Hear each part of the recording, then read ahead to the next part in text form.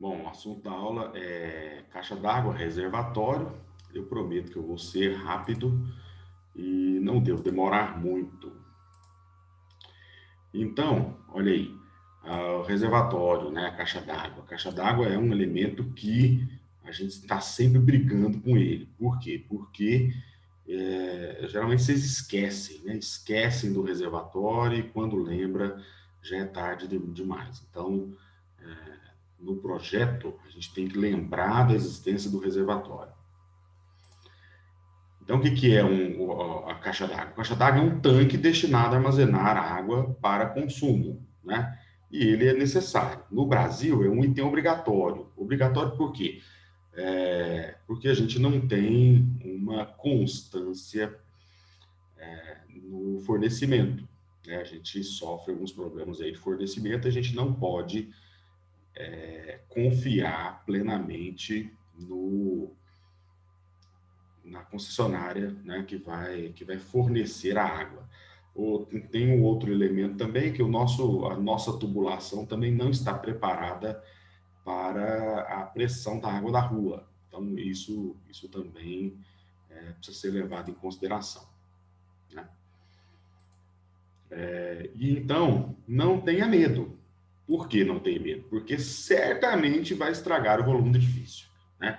Estragar por quê? Estragar porque geralmente vocês não lembram, não consideram, não querem o volume do reservatório, o volume da caixa d'água no, no volume do edifício. Então isso é complicado. Por quê? Porque a gente tem que lembrar sempre de ter o reservatório, né? É muito comum nas bancas de TCC, né, a gente perguntar, e o reservatório? E a caixa d'água? Né? E o aluno fala assim, não pus, esqueci. Né? Tinha até um amigo meu que o apelido dele era Maurício Caixa d'Água, porque saía perguntando, né? E o pessoal ficava desesperado por causa disso. Tá? Então, por isso, o volume do reservatório deve compor o projeto no início do processo de concepção. Então, ainda dá tempo para você lembrar da existência do reservatório e compor o volume da edificação, né, com o volume do reservatório. E esse reservatório pode ser de vários tamanhos, formatos e materiais. Isso depende de quem? Da criatividade do arquiteto. Tá? Os reservatórios propriamente ditos, eles podem ser, né, esses que estão em cima, que é de polietileno, de plástico, né, de fibrocimento, que a gente já não encontra mais, né, tem um problema aí com o amianto, que é a fibra, né, que é utilizada aí no fibrocimento. Tem algumas alternativas ao amianto, mas ficou estigmatizado, né? Tem o de fibra de vidro e tem também esse de metal, né, que geralmente é feito de aço inox, para não enferrujar. Estes reservatórios, geralmente, eles são colocados num volume, né, onde vai esconder esse reservatório, né? Esse de aço inox, ele é até bonito, assim, se ele compor a, o projeto, né? Compor o volume, né? Então, ele pode também ficar aparente, né? A gente vai ter uns exemplos ali na frente, e aí eu vou mostrar isso para vocês. Ou pode ser de concreto, né? De concreto, aí você vai concretar o volume de acordo com o volume, a composição volumétrica que você deseja. Então, ele pode assumir o volume que você quiser, porque ele precisa ser construído lá em loco, né? Precisa ser construído em loco, tá? E o dimensionamento, como é que a gente calcula isso? Né? Esse cálculo, né, é um reservatório para no mínimo 2 dias de consumo. Como eu disse lá atrás, a gente não pode confiar no fornecimento. Então, a gente faz o cálculo para 2 dias de consumo. Né? E para calcular os 2 dias, a gente tem que chegar no consumo diário. Como que é o consumo diário? Você vai ver, né, qual que é esse consumo que você tem no seu edifício por dia. Então, o consumo diário é o consumo por cabeça, né, por pessoa, tá? Vezes o número de ocupantes. Então, se é, por exemplo, um edifício residencial de apartamentos de 2 quartos, cada quarto comporta 2 pessoas, né? Quando a coisa é generalizada, a gente geralmente coloca assim, cada quarto 2 pessoas, vezes o consumo. O consumo em um apartamento é 200 litros por dia, né? Então, 200 vezes 4, né? Vezes 2. E aí a gente vai chegando nesse consumo diário, né? Vezes 2, porque são 2 dias, tá? Então, sendo assim, a gente tem aí algumas tabelas, né, que você vai olhar qual que é o tipo de construção e qual é o consumo que você tem em litros, tá? Por dia, né? Vamos lembrar que esse valor precisa ser multiplicado pela quantidade de pessoas e multiplicado por 2 por 2 dias. Então, basta você olhar o que é, como eu disse, né, apartamentos, 200 litros por dia, por pessoa, tá? Residência, 150 litros por dia, né? Escola, 50 litros por pessoa, tá? Por pessoa não é por aluno, a gente tem que considerar também outros usuários, né? Por exemplo, o pessoal do administrativo, tá? E se tiver auditórios, né? Aí você precisa considerar também auditórios. Então, aqui, ó, cinemas, teatros, né? Então, você tem aqui dois por lugar, né? 2 por assento, 2 litros por assento. Então, isso precisa também ser computado, tá? Então, você vai olhar aí, tem essa tabela, tem uma outra, né? Tem um PDF que a gente vai disponibilizar para vocês. Então, vocês dão uma olhada qual é o tipo de uso do seu edifício e aí você faz essa multiplicação, tá? Então, as tabelinhas tem aí, né? Vocês vão ter ideia. Por exemplo, ó, edifício de escritórios. Então, edifício de escritórios, uma pessoa a cada 6 metros quadrados de área, né? Aí depois você volta lá atrás, você tem aqui, ó, escritórios, 50 litros por pessoa. Então, se você não sabe a quantidade de usuários, né? Essas tabelas vão nos ajudar bastante a encontrar esse consumo diário e a gente vai multiplicar por 2 o consumo diário. Além disso, né, a gente tem aí, de acordo com o Código de Bombeiros, aí precisa dar uma olhada lá no código, qual é o tipo de edificação que precisa de reserva técnica de incêndio, tá? Então, mas isso é do Código de Bombeiros, e o bombeiro é uma instituição estadual, então cada estado tem o seu código, então você precisa ver qual que é o código que vai atender, né?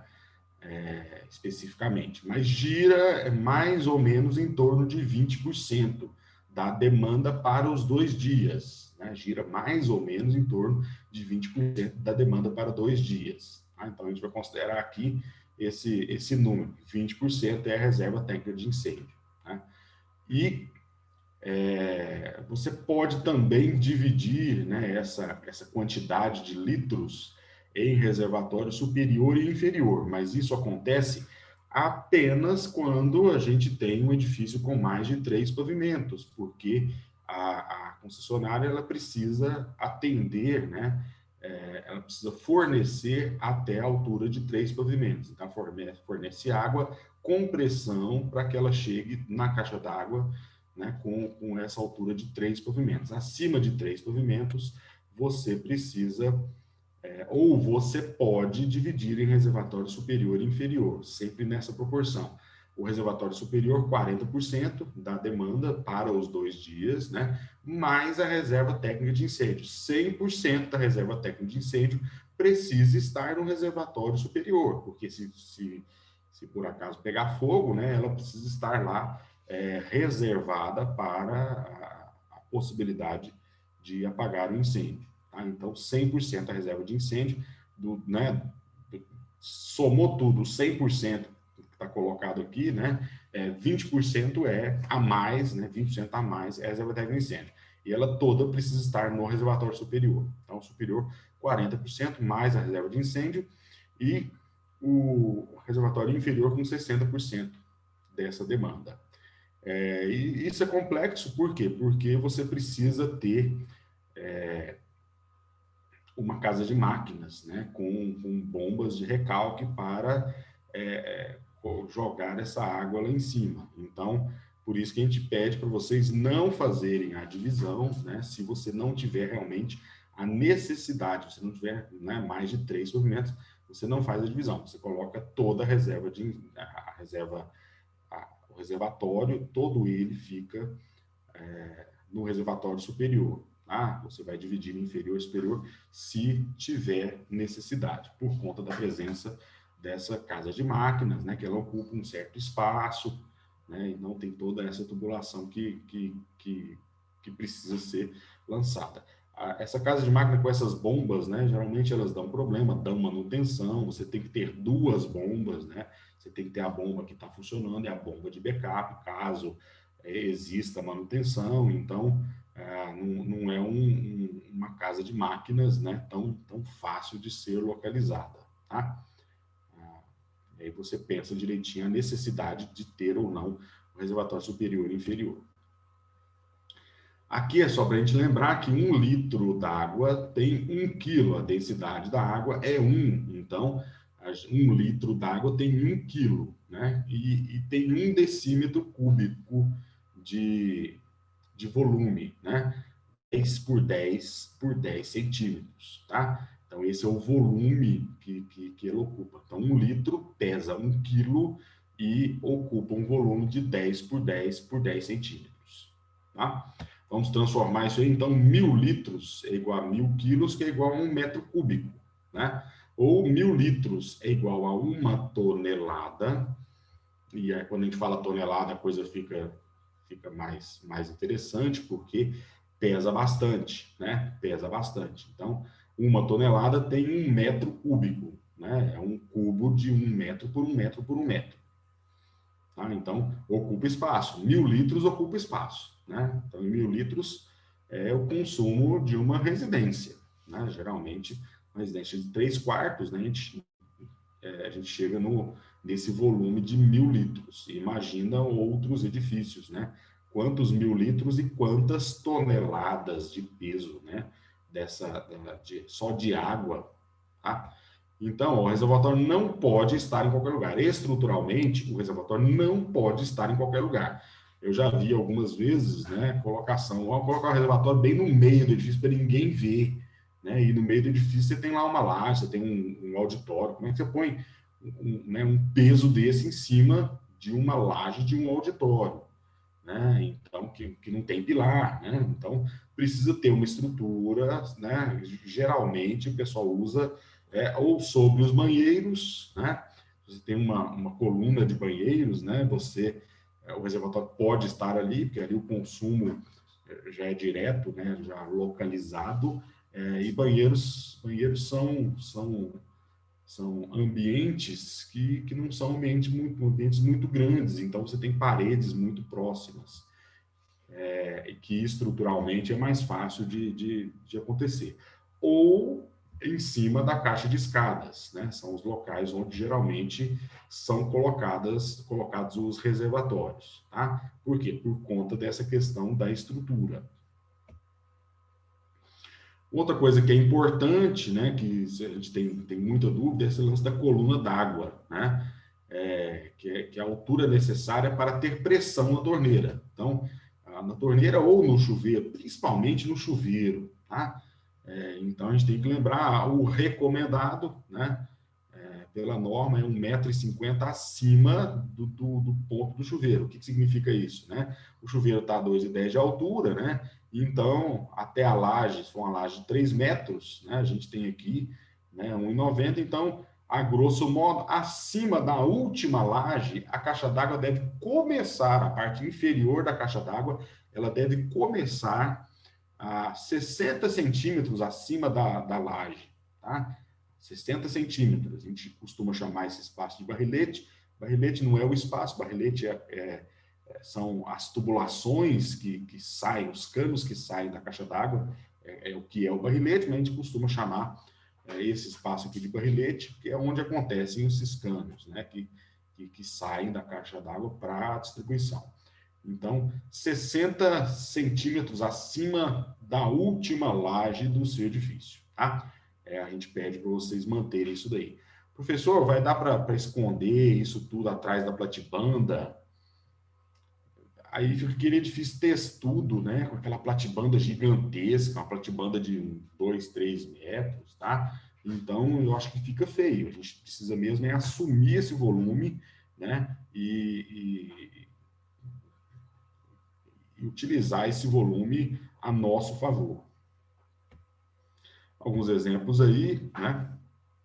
De edifícios que compõem, que assumem o volume do reservatório, né? Esse é o Sesc Pompeia, da Lino Bobardi, a gente tem aqui o reservatório, tá? Um reservatório bastante alto, né? Feito de concreto.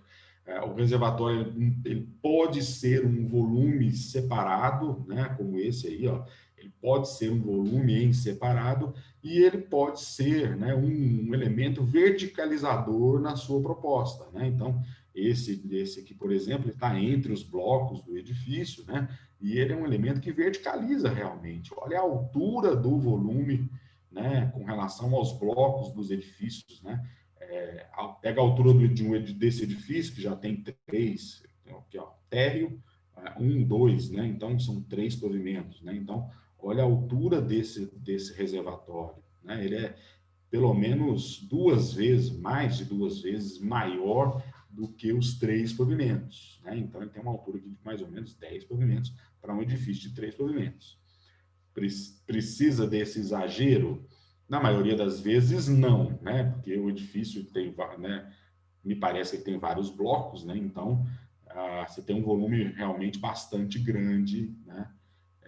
Que foi calculado aí para esse edifício. Aí o volume que é assumido, né? Que é construído aqui de concreto, né?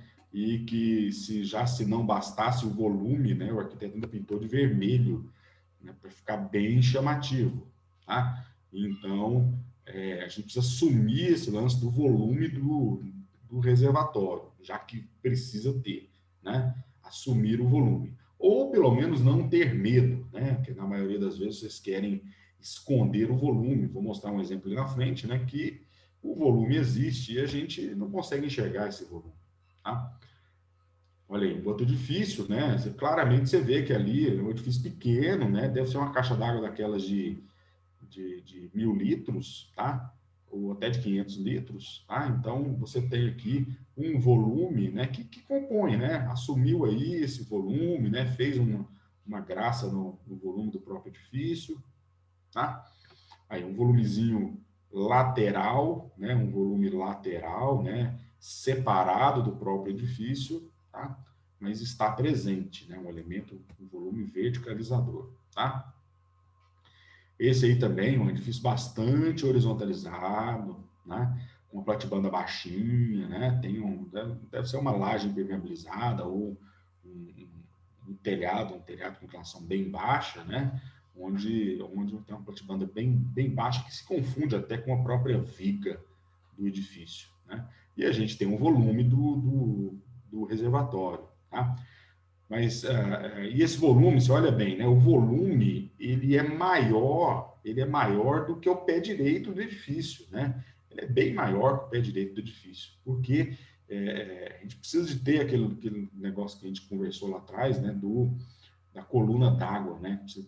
De pressão, tá? Então, geralmente, né? Residência, né? Pode ser também que exista um sistema de aquecimento solar, né? E aí você tem o boiler, você tem a caixa d'água, né? E aí a gente trabalha de uma outra forma. Por quê? Porque para não ter uma bomba no processo, você tem as placas de aquecimento, 10 centímetros acima você precisa ter o boiler e 10 centímetros acima você precisa ter o reservatório, tá? Então isso tudo vai aumentando a altura do volume do reservatório. O reservatório de água fria, ele só pode estar acima do boiler, que é o reservatório de água quente, que precisa estar acima das placas de captação. Então, a gente vai subindo o volume da edificação. Né? Esse é o mesmo caso, né? Você vê que tem aí o volume, né? E o volume é bastante alto e não incomoda, né? Eu acho que quando compõe, né, essa altura, ela não incomoda. Então, não precisa ter medo de assumir esse volume do reservatório, tá? Olha, isso aí também, ó, também com um volume bastante alto, não é um volume baixinho, né, que dá para esconder atrás da platibanda, né? Olha lá, imagina uma platibanda para esconder isso aí, né? Que horror que não seria esse edifício, tá? Ou então pode assumir, né? Nesse caso aqui, né, esse edifíciozinho, essa residência, ela assumiu o volume, né? E assumiu outros elementos também, né? Assumiu aí a condensadora do ar-condicionado, assumiu aqui, né, os tubos de queda do telhado, que é outra coisa que ninguém faz, ninguém projeta. Os arquitetos não projetam, né? E aí ficam as coisas horrorosas aí pela cidade, né? Porque quem resolve é o pedreiro, é o mestre de obras. Aí uma escola, né? A escola tem volumes gigantescos, então você tem um volume bem alto ali, né? Que é o volume de concreto, tá? Essas escolas, né, do FDE, né? Que é um padrão lá para o estado de São Paulo, então, né, são volumes aí de concreto e projetos bem projetados, né? De arquitetos renomados, tá? Aí mais uma, né? Aqui eu quis trazer essa residência, né, que eu acho uma residência bonita, são arquitetos bastante competentes, Bloco Arquitetura lá de Brasília, e então você tem aí o edifício, né, e esse edifício é uma residência, e essa residência precisa ter um reservatório, você tem uma caixa d'água, né, você vê que o vizinho tem ali o reservatório, né, bem visível, né, tá? Mas a gente não consegue ver, a gente não consegue, né, enxergar o reservatório. Tem reservatório? Tem reservatório, né? Então, eu trouxe esse exemplo e trouxe mais um, né, porque muitas das vezes a gente só vê esse reservatório, né, naquele volume que você faz no SketchUp, né, aquela mania que a gente tem de enxergar o SketchUp só aérea, né, de produzir maquetes eletrônicas somente em vista aérea, e a gente acaba, né, assumindo e nos incomodando muito com esse volume que vocês não gostam muito de tê-lo na edificação, tá? Mas quando você posiciona o observador, né, na altura do observador realmente, né, na altura da rua, na altura correta, na maioria das vezes, esse edifício ele vai esconder, o próprio edifício esconde, né, o volume do reservatório, tá? Olha aí, então, esse é o corte, né? Então, existe aí um reservatório, né? E o reservatório está construído, né? Essa é a foto do edifício construído, né? Onde a gente não percebe, a gente não consegue enxergar aí esse reservatório. Olha aí, um outro edifício, né, edifício múltiplos pavimentos, né, onde o reservatório está presente e compõe o volume, né, compõe o volume da edificação. Tá?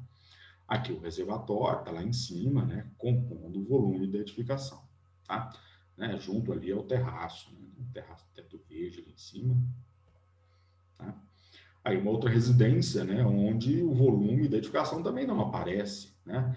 Aí, ó, lá nos fundos, né, lá na fachada posterior, a gente tem o volume aparece aí, né? Aparece o volume de outros elementos aí, né? Acho que um é lareira, o outro é uma coifa, tá? Então você tem outros elementos que aparecem aí na verticalização, mas que observando o edifício, né, de uma forma geral, a gente acaba não percebendo, né, esse volume, né? Ele aparece ali, aparece no pátio aqui interno, então o volume está presente, né? O volume, a altura dele, olha bem a altura dele, né? Nesse caso aqui é quase a mesma altura do pé direito, então vamos nos atentar para esses elementos, porque a gente acha que o volume é pequenininho, mas não é, né? Não é, tá? Aqui, né, olhando um pouco melhor nessa fachada, você tem aí uma telinha, né, que dá para ver ali, inclusive, o tamanho do reservatório, né? Então, reservatório de aço inox bastante grande, né? Deve ter em torno ali de 2.500 litros, tá? Então, um reservatório bastante grande, né? Que compõe o edifício, né? Você vê que é um edifício que foi composto, né, para ter uma laje bem baixinha, né? E aí no corte eu acho bem interessante, né, que ficou bem clarinho, né, o volume está ali, né? E a gente acha que o edifício é feito com laje impermeabilizada, mas não é, né? Tem um telhado, ó, tem um telhado, tá? Olha aqui, né? Tem um telhado lá, né? Então ele compõe, né? As lajes impermeabilizadas são calhas e ele tem um um telhado que avança acima inclusive, da altura, né? Da altura dessa platibanda, mas que a gente não enxerga, a gente só enxerga, né? Quem tiver de helicóptero, passando de helicóptero, tá? Então a gente não precisa ter medo, né? De pôr telhado, né? Às vezes você acha que é tudo feito de laje meabilizada, mas não, deve ter um forro aqui, é claro, né? Não vai ficar assim, né? Porque muitas das vezes a laje ela traz alguns problemas de manutenção, tá? Então, o uso indiscriminado de laje impermeabilizada sem a devida proteção térmica, ela é complicada, mas essa é uma outra aula. Né, vamos voltar aqui para o reservatório. Então, aqui um outro cortezinho, né, onde a gente tem aí o reservatório, tá? Né? E aqui um corte de um edifício de múltiplos pavimentos, né, onde você tem aqui o reservatório superior, tá? E o reservatório inferior, né? Geralmente abaixo do último subsolo, tá? Então, a gente tem um reservatório superior e um reservatório inferior. Então é isso.